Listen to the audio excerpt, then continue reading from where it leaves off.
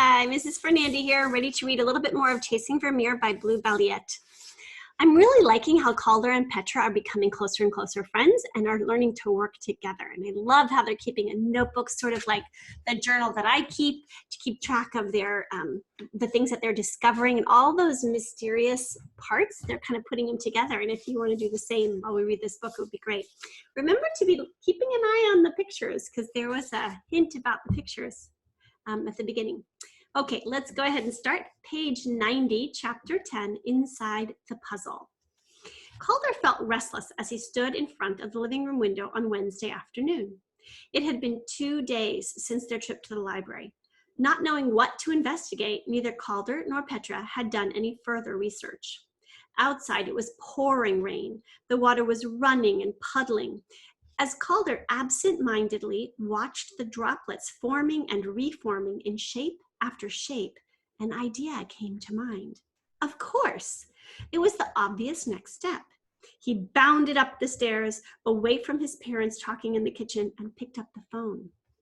When Petra answered, he said, "Listen, I think we should call the National Gallery and ask if a lady in writing is there. You know, to find out if the painting is safe and all that." "Why wouldn't it be there?" "Well, I just want to be sure. Maybe Charles Fort's warping my brain, but stories about teleportation and people vanishing into thin air? We should check." "I'll be right over." Neither Petra nor Calder had ever called the museum before. They flipped a penny about who was going to speak, and Petra dialed.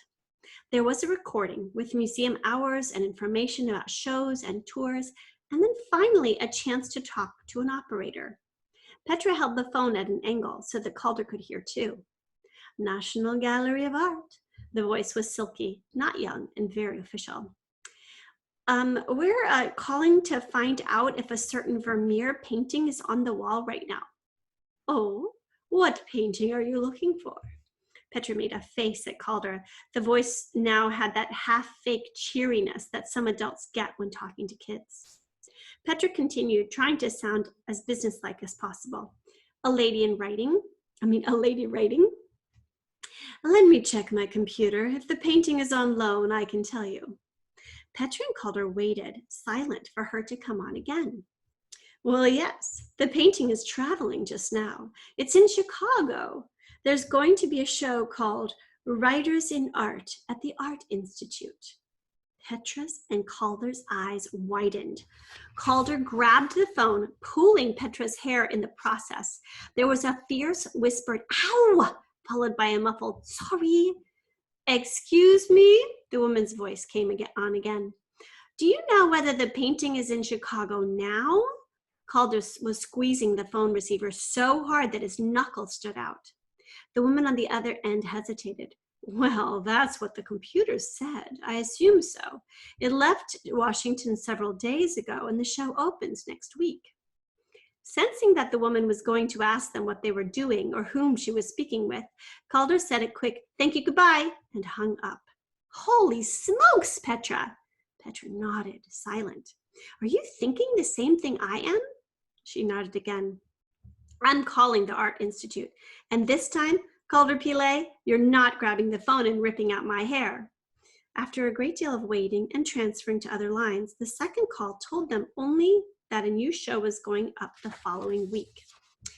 "Well, it could just be that we're thinking about this stuff because the painting is part of a show here, and we're just picking it up, that's all." Petra's voice trailed off. "Yeah, but I still feel funny knowing she's traveling, don't you?" Calder said. "Paintings travel all the time, and now we'll actually be able to see her." "Time for a blue one." They sat cross-legged on the floor with the geographer between them, arguing about whether the M&Ms they'd picked were the same size. They played a half-hearted game of Monopoly. Calder's mom brought them cookies on dark blue napkins covered with green frogs. "Hey, where did these napkins come from, Mom?" "I don't remember, but they're fun, aren't they?" After she left the room, Calder and Petra looked at each other. "Maybe the rain gave the frogs an excuse to drop in," Calder grinned. "Right. Speaking of frogs, any news from New York?" Calder had called Tommy the night before. He told Calder he was beginning to wonder if there was a reason that everyone in his neighborhood was so unfriendly, like there was some huge secret he hadn't figured out. Frog was definitely not around, and no one wanted to tell Tommy why. He admitted to Calder that he might have been a bit dramatic with the kidnapping stuff, but facts were facts. Frog was there one day and gone the next, and no one was talking. I feel bad not being able to help, Calder said to Petra. Must be creepy, wondering if you'll be the next kid to go. Maybe your pentominoes will say something, she suggested. Calder stirred them around. He pulled out an N. He frowned. N for what? Calder thought aloud. New York? No. National Gallery? Forget it. A serious case of Vermeer on the brain. Yeah, it's hard to think about anything else.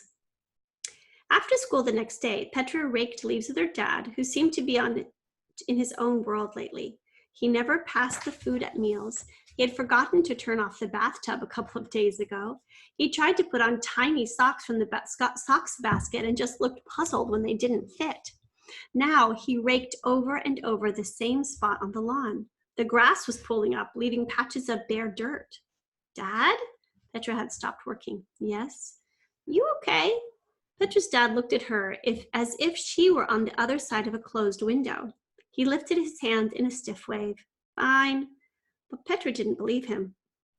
What had happened to him? He still went off to work, but he was always distracted.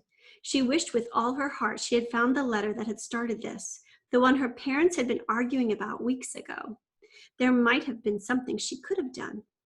As her dad headed inside, she heard him mutter, alone. Insane. Petra's eyes opened wide. Alone. The first thing she thought of was a lady writing. What was her dad talking about? Had he meant money, or had she heard wrong? Maybe he'd said alone. Either way, it sounded bad. Calder made 2 pumpkin pies that afternoon with his mom and played 3 games of solitaire. He helped his dad fold the laundry. Calder, I need you for something else. Come outside. Calder's dad was already in his jacket. Calder followed him onto the front walk, noticing with interest all the papers that had collected under the dead leaves in their yard. He was remembering the letter about crime and art that Petra had found there and then lost. His dad was squinting up at the outside of the house. It's time we repainted. Think we should keep the same color? Yep, Calder said. That's Grandma Ranjana's color, isn't it? Too bad she can't know we're keeping her choice. Why did she like red so much anyway? Calder's dad laughed. It's a long story. Something about the artist Vermeer. She wished he'd used more red because she thought he was the best, but red would have made him perfect. Weird, Calder said quietly. He glanced down the block and saw Petra in her yard. She had on a red hat, a smudge of bright color against the November gray. Sometimes he wished he'd never heard of Fort or Vermeer. Events that were purely accidental were beginning to feel like they fit together, but not in a way he understood or even knew how to think about. It was one thing if you were using a handful of plastic pieces to find solutions to a puzzle. It was another if you felt like you'd fallen inside a puzzle and couldn't get out. That's interesting. I wonder if you've ever felt that way before. Think about what's going on and all the colors that keep repeating themselves and the idea that Vermeer keeps showing up in different people's lives, right? It's interesting to me for sure.